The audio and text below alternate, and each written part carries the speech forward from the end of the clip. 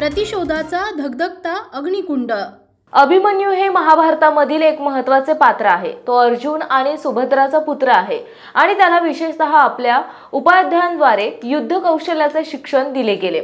अभिमन्यूला लौकिक रथ नावाच्या युद्धातील आक्रमकतेसाठी ओळखले जाते आणि तो धृतराष्ट्रांच्या कौरवांच्या विरुद्ध लढण्यात भाग घेतो। अभिमन्यूच्या कथा विशेषतः त्याच्या बलिदानाच्या आणि पराक्रमाच्या संदर्भात प्रसिद्ध आहेत।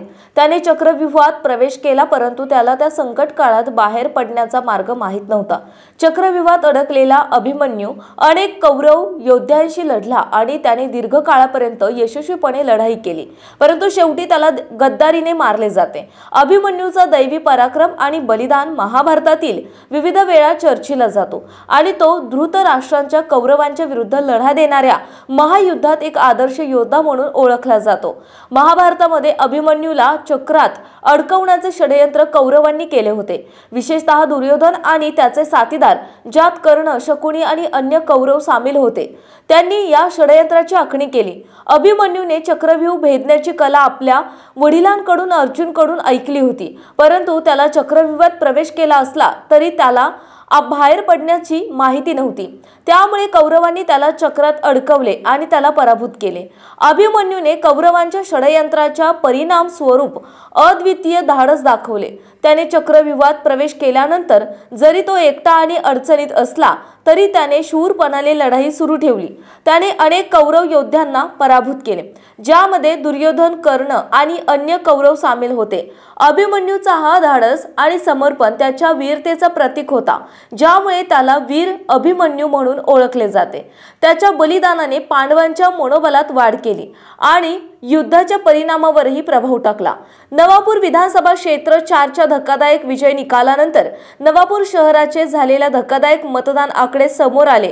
त्यात शिरीष नाईक 5431 काँग्रेस, भरत गावित राष्ट्रवादी अजित पवार 10958, अपक्ष शरद गावित 1536 अशी संख्या दिसून आली। त्यामध्ये असे दिसून आले की राष्ट्रवादी काँग्रेस पक्षाला 5527 मतांच्या लीड नवापूर शहरात मिळालेला आहे। धन काँग्रेसचं पण काम घड्याळाचं कोणी केलं असा प्रश्न तयार झालेला आहे। असे प्रश्न हे मतदान संख्या पाहता तयार झालेले आहे। त्यानंतर शहरभरात चर्चेला उधाण आलं की खरंच विद्यमान आमदार शिरीष नाईक यांचा अभिमन्यू करण्यासाठी षडयंत्र कोणी रचला होता, कोणाच्या बोलण्यावर रचला होता? हे चक्रव्यूहाच्या षडयंत्रामध्ये कोण सहभागी? विद्यमान आमदार शिरीष कुमार नाईक यांना या चक्रव्यूहाबद्दल शंका आली नाही का? असे अनेक प्रश्न या घटनेनंतर तयार झाले आहेत। शेवटी नवापूर तालुक्याभरात चर्चा आहे की शिरीष कुमार नाईक यांच्या महाभारतातील पात्र अभिमन्यू होत वाचला।